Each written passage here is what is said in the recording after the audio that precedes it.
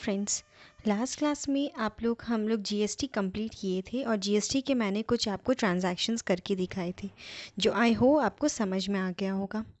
आज हम लोग एक नया टॉपिक शुरू करने जा रहे हैं जिसका नाम है कैश बुक। ये बहुत ही इम्पॉर्टेंट टॉपिक होता है for the terms of 11 class, क्योंकि एक यही होता है जिसको लोग बहुत जल्दी से समझ में नहीं आता लोगों को कि ये आखिर हो क्या रहा है, हम लोग को कैसे समझ में आएगा ये। ठीक है, मैं ट्राई करूँगी कि आपको यहाँ पे बेसिक नॉलेज मिल जाए और मैं फिर नेक्स्ट क्लास में कुछ एंट्रीज़ बता दूँगी जिससे आपको मोस्ट प्रोबेबली सारे एंट्रीज़ आपकी उससे क्लियर हो जाएंगी। ठीक है, तो पहले आज मैं आपको बताने जाऊँगी कि आखिर कैश बुक होता क्या है। जैसा कि आप स्क्रीन में देख रहे हैं, ठीक है, तो अब हम लोग सीखते हैं कि कैश बुक होता क्या है। जैसा कि आप स्क्रीन में देख रहे हैं, cash book means journals are subdivided into number of sub special journals. जो हम लोग जर्नल सीखे और जर्नल कैसे बनाते हैं, मतलब सारे जितने भी अकाउंट है सबको एक प्राइमरी बुक ऑफ एंट्री के कारण उसको हम लोग एक जगह रिकॉर्ड कर लेते हैं। ठीक है, अब जो भी हम लोग इसमें रिकॉर्ड करते हैं, जो भी अकाउंट हम लोग इसमें खोलते हैं, जैसे कि purchase, sales, Mohan, Vinod, creditors, debits और कैश, बैंक, ये सब सारे एंट्रीज करते हैं। ये सब की एक पर्टिकुलर बुक बनाई जाती है जिसको अलग अलग एंट्री करते हैं हम लोग, जिसे हम स्पेशल जर्नल भी बोलते हैं। जैसे कैश की एक कैश बुक बनाई जाती है, वैसे परचेज बुक की, वैसे सेल्स बुक की, वैसे परचेज रिटर्न एंड वैसे सेल्स रिटर्न। जनरली क्योंकि ये 5 ही ऐसा काम होता है जो बिज़नेस में रेगुलर पे और डेली बेसिस पे काम होता है, और बाकी इसके अलावा जो काम होता भी है वो हम लोग का डेली बेसिस नेचर पे नहीं होता है। ठीक है, अब आप सोचते होंगे कि कैश अकाउंट तो हम लोग बनाते ही थे, तो कैश बुक हम लोग क्यों बना रहे, डायरेक्ट कैश अकाउंट में हम लोग सारा करेंगे। बट कैश अकाउंट और कैश बुक में बहुत डिफरेंस है। जैसा कि आप स्क्रीन में देख रहे हैं, कैश अकाउंट एक ऐसा अकाउंट होता है जो लेजर में हम लोग करेंगे तब तब उसमें बनाया जाता है, मतलब पर्टिकुलर उस ट्रांजैक्शन के लिए ही जो कैश यूज़ हुआ है उसी को हम लोग रिकॉर्ड करते हैं।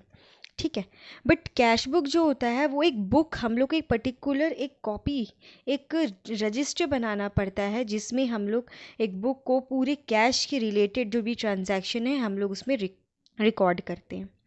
समझ में आया? The second is cash account is opened in the ledger and posting is done in this account from ledger. Sorry, it's from journal. It means जो भी हम लोग कैश अकाउंट जो भी करते हैं पहले तो हम लोग जर्नल में ही एंट्री करते हैं।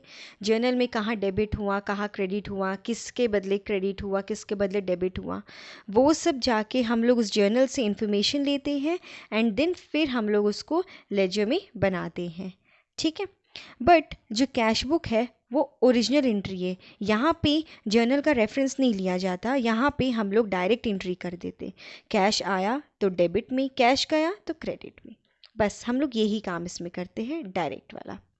ठीक है, the third is it only records one aspects of transaction that is cash.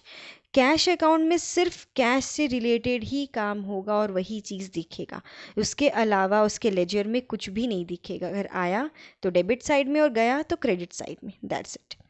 But cash book में हम लोग दोनों एस्पेक्ट को देखते हैं कि किससे आया, कब आया, कैसे आया।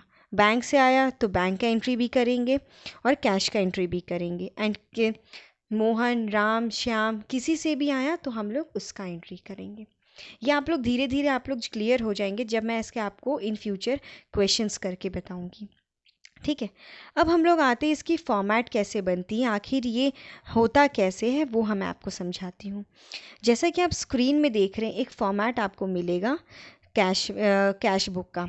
ठीक है, ये फॉर्मेट सिर्फ कैश रिलेटेड इश्यूज़ का है कि कैश आ रहा है, कैश जा रहा है, सिर्फ उससे रिलेटेड है। ठीक है, जैसे इसमें आप देख रहे हैं यहाँ पे मैंने लिखा है date, then particulars, voucher number, that is V number is voucher number, मतलब जो बिल का नंबर है वो यहाँ लिखा जाता है। देन लेजर फोलियो, जो लेजर से हम लोग उसको मिलाएंगे उसका नंबर, जैसे हम लोग जर्नल में करते थे। अमाउंट कितना हुआ, फिर डेट, फिर पर्टिकुलर्स, फिर ये सब वापस। Actually this portion up to the amount is for the debit, and this portion date particulars amount is for the credit. क्यों? क्योंकि कैश क्या होता है, कैश एक एसेट्स होता है एंड एसेट्स का बैलेंस क्या होता है, डेबिट। हम लोग जब उसको बढ़ाएंगे तब क्या होगा, डेबिट। मतलब जब पैसा आएगा, रिसिट्स आएगा हमारे पास, तब हम यहाँ डेबिट में लिखते हैं, ठीक है। एंड पैसा जाएगा तो हम लोग पेमेंट कर रहे हैं, तो उसको हम लोग यहाँ क्रेडिट में लिखेंगे, ठीक है।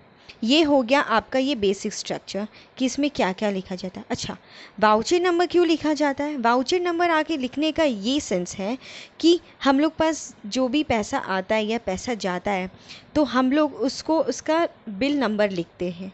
हम लोग इसी से रिकॉर्ड करते कि अच्छा बिल नंबर इतना है तो इसमें ये ट्रांजैक्शंस हैं, इसलिए उसका रेफरेंस में, ताकि हम लोग को आगे जाके रिकॉर्ड मेंटेन करने में प्रॉब्लम ना हो, इसलिए हम लोग इसमें वाउचर नंबर भी मेंटेन करते हैं।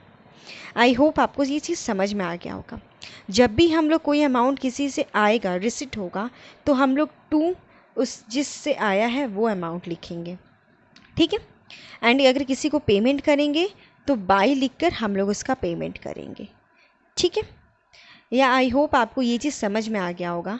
नेक्स्ट क्लास में मैं आपको कुछ इसकी एंट्रीज़, बेसिक एंट्रीज सिखाऊंगी, जिससे आपको और क्लियर हो जाएगा कि कैश बुक में आखिर हम लोग करते क्या है। और जैसे जैसे वीडियो बढ़ते जाएगा आपको समझ में आता जाएगा कि अकाउंट्स में हम लोग को करना क्या होता है। It's a very interesting subject.